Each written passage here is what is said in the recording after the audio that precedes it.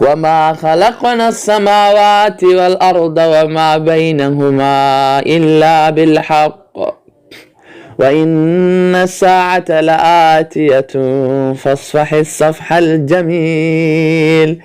إن ربك هو الخلاق العليم ولقد آتيناك 7 من المثاني والقرآن العظيم لا تمدن عينيك إلى ما متعنا به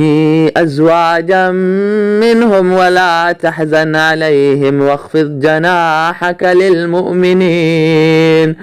وقل إني أنا النذير المبين كما أنزلنا على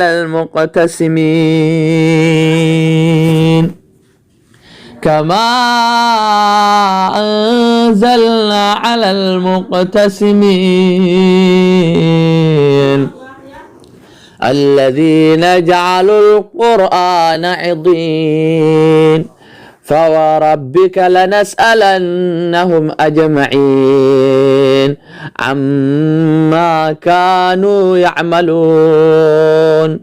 فاصدع بما تؤمر وأعرض عن المشركين إنا كفيناك المستهزئين الذين يجعلون مع الله إلها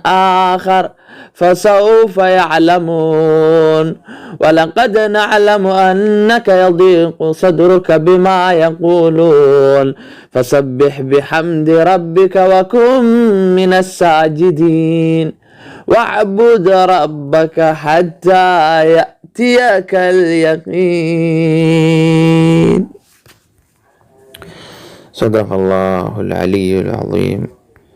وصدق رسوله النبي الكريم.